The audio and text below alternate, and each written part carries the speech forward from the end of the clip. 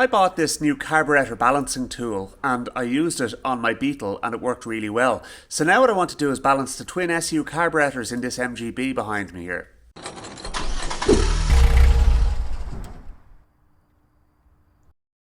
This car is actually driving very well, but I never actually had the tool before to get the carburetors 100% in balance, so I always just kind of did it by ear. It works if you have a reasonably in tune ear, but not exactly the scientific method, to be honest with you, and I just reckon I can get it a lot better. So what we're going to do first of all is we're going to take off the air filters, and that'll give us better access to everything to do with the carburetors. And what I also want to do is I want to just check the linkages and make sure that they're all free to move and properly adjusted as well. We'll have a look at the air filters while we're in here and see what sort of state they're in. They need to be changed. I'll change them. I actually have some spares anyway. Try and just get this off as an assembly without dropping the gaskets and all that. There we go. Right, so we've two cables going on here. This one is the choke cable, this one is the accelerator cable. Before we do any adjustments, we need to slacken off these two nuts here on the accelerator linkage, which will allow the carburetors to move independently of each other. And then what we need to do is make sure that when we do have it all sorted out, that they are moving together at the same rate and they're both lifting up at the same rate. Now you see they're actually pretty good there at that. And what we could do is start the engine and warm it up a little bit now and just actually try and see what the airflow is actually like in between them, and if it's all right and if it's in spec, then grand. But look at, yeah, you know what, let's just slacken them off and do it the right way. Somewhat inconveniently, these are actually an 1132 nut, so, or 1132nd, whatever way you say it. But yeah, because I don't actually have an open-ended spanner at that size. I have a ring spanner but no open-ended 1132. Alright. So that's them slackened off now. So now what we can do is we're going to start the engine and we're going to have a look and see what our airflow is looking like. Okay, the engine is cold now, but either way it shouldn't really make much of a difference in this instance. So let's have a look and see how our airflow is looking. So we're getting about 7 there on that one, 5 on that one. So we're a mile off. Okay, so let's get a screwdriver and adjust it. So I know the idle speed is actually a bit fast on this car, so what I'm going to do is I'm actually going to lower the one with the higher velocity.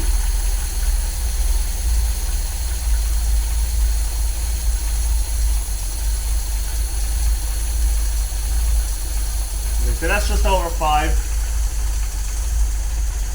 And that's just under 5, so we'll just bring this one up ever so slightly.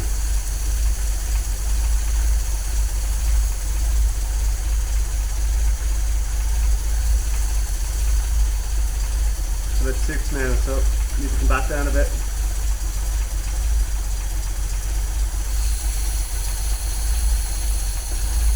Alright. So obviously because the engine's cold, it's not going to sound 100% now, but that should still be a hell of a lot better. Okay, so let's just give the throttle a blip.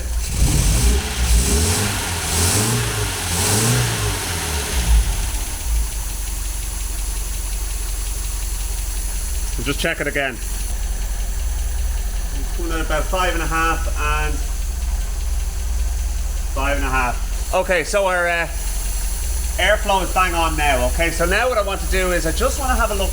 I'm going to let the engine warm up a bit. I'm going to have a look at the mixture and see how that's looking.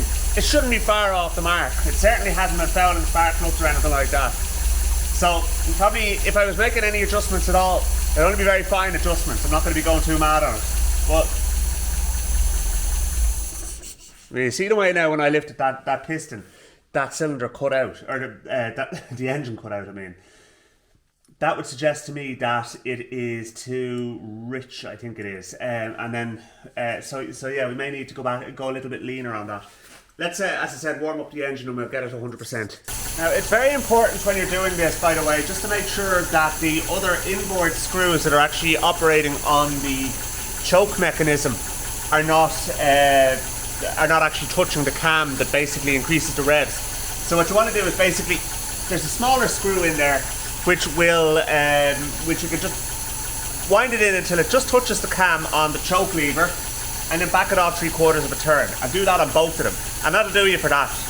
And then at least that way then you know they're not touching, and you can worry about your larger screws, which are the idle adjustment screws. The other ones are called the fast idle adjustment screws, or choke adjustment. Okay, so our engine is suitably warmed up now, so let's just check and make sure that our airflow is still within the ballpark of where we want it. So that's it at 6 now, okay?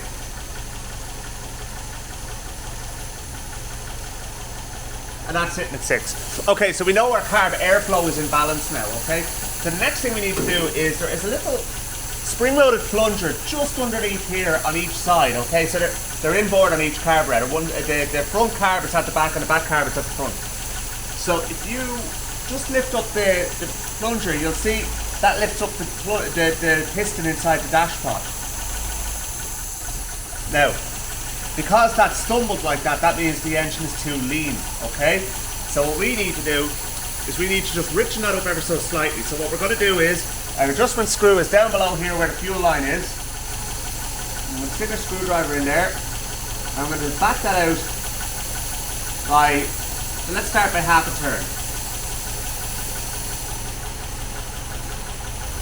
Okay, I had to bring the car outside because I was getting poisoned in there, so yeah, I kind of had a duct set up to take the exhaust gases out of the garage, but it wasn't doing the job. So anyway, I have progressed a little bit here, and you can see now, if I lift up that piston, you get a little bit of a stumble. So you want to see the revs going up and then dropping off slightly. So that's kind of where we're looking for. So that's not far off the mark at that now. I'm going to just have a play with it and see if I can get it a bit better.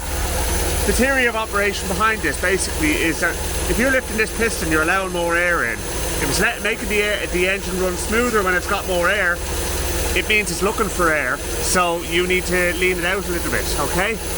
And if you lift it and it stumbles because it's got too much air, that means it's too rich. So you need to, or it's too lean. So you need to richen it up a bit. So that's the principle behind that. Okay, so I have it back in the garage now because it's later in the evening and I want to button everything back up again.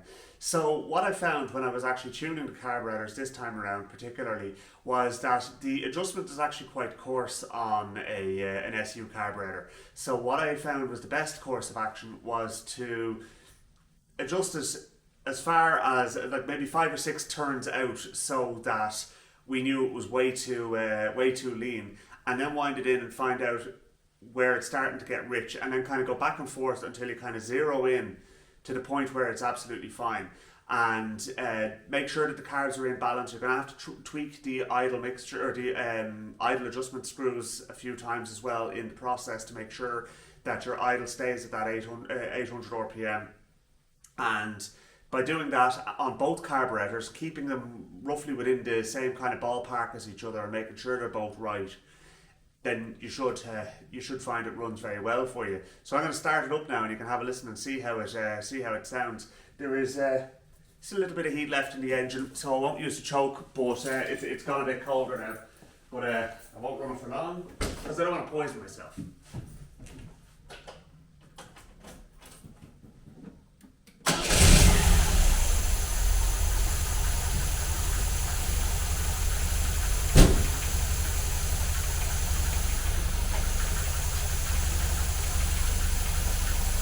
I'll be honest, it was driving alright before this, but it was never that smooth. And that sounds fantastic. So now I'm going to stick the air filters back on it, and I'll just check the air filter elements, make sure they're clean, stick them back on, and yeah, that's the job is a good one. The only thing I need to do now is replace an oil cooler hose, which is unfortunately leaking quite badly actually. So I've ordered new ones there just between when I filmed the last scene and now, so hopefully they'll get here pretty soon.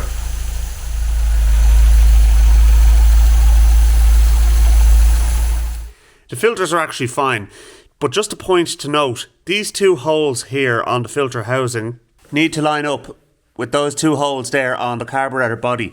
It's very easy to put the filter housing on upside down, and if you do, you're not going to you're going to be starving the car. The carbs just aren't going to run right, basically.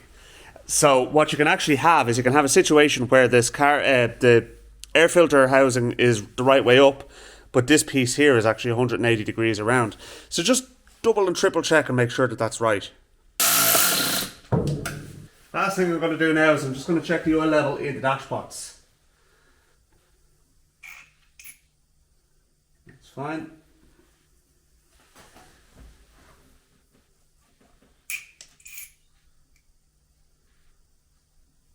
Perfect.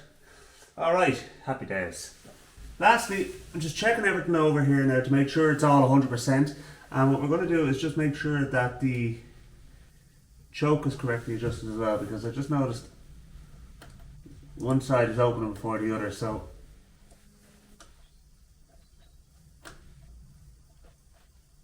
it's grand. That was only a tiny bit out, but still though, this is the time to get these things right. And our accelerator linkage is fine. Check your fuel lines, make sure that they're all 100%. Fuel filter is grand. I only serviced this car recently, so really this stuff should be fine. But still, it's a good habit to get into just to make sure that everything is as it should be.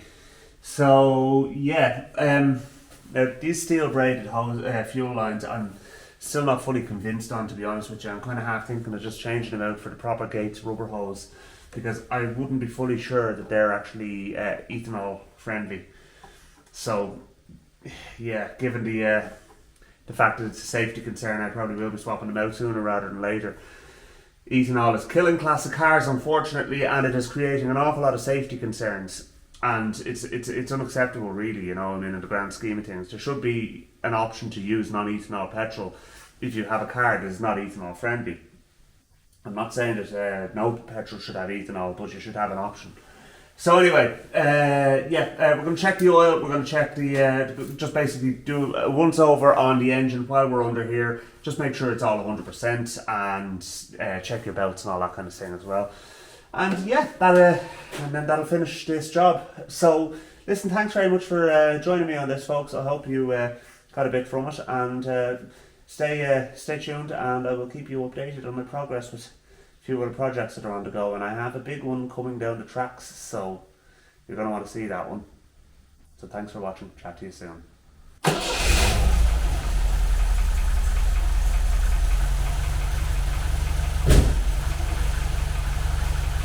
Sublime.